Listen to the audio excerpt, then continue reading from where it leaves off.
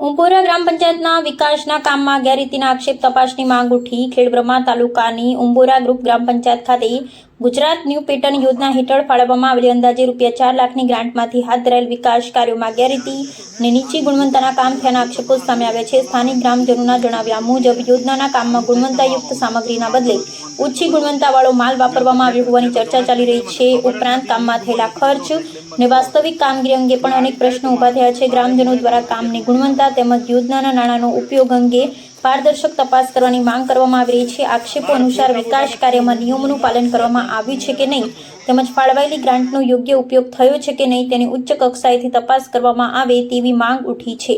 ગ્રામજનોએ જવાબદાર અધિકારીઓ દ્વારા સ્થળ નિરીક્ષણ કરી હકીકતો બહાર લાવવાની પણ રજૂઆત કરી છે। આ સમગ્ર મામલે ઉંબોરા ગ્રુપ ગ્રામ પંચાયતના સરપંચ શંભુભાઈ ભોળાભાઈ પરમાર સામે ગ્રામજનોમાં ચર્ચા જાગી છે। જોકે આક્ષેપોની સત્તાવાર પુષ્ટિ હજુ સુધી થઈ નથી। સત્ય હકીકત તપાસ બાદ જ સ્પષ્ટ થઈ શકશે। ગ્રામજનોનું કહેવું છે કે જો તપાસમાં કોઈ ગેરરીતિ સામે આવે તો જવાબદારો સામે કાયદેસરની કાર્યવાહી કરવામાં આવે અને જાહેર નાણાંનો યોગ્ય ઉપયોગ સુનિશ્ચિત કરવામાં આવે। નોંધ ઉપરોક્ત માહિતી સ્થાનિક સ્તરે ઉઠેલા આક્ષેપો અને માંગણીઓના આધારે રજૂ કરવામાં આવી છે। આક્ષેપોની સત્તાવાર તપાસ અને પુષ્ટિ સંબંધિત તંત્ર દ્વારા થવાની બાકી છે। રિપોર્ટર પ્રદીપ પરમાર, ખેડબ્રહ્મા।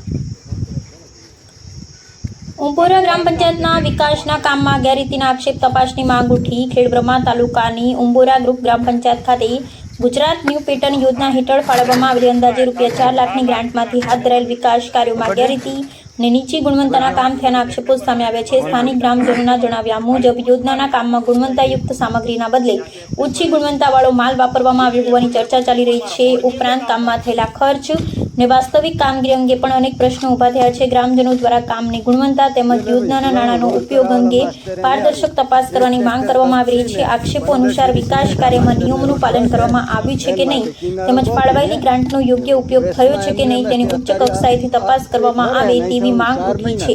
ગ્રામજનોએ જવાબદાર અધિકારીઓ દ્વારા સ્થળ નિરીક્ષણ કરી હકીકત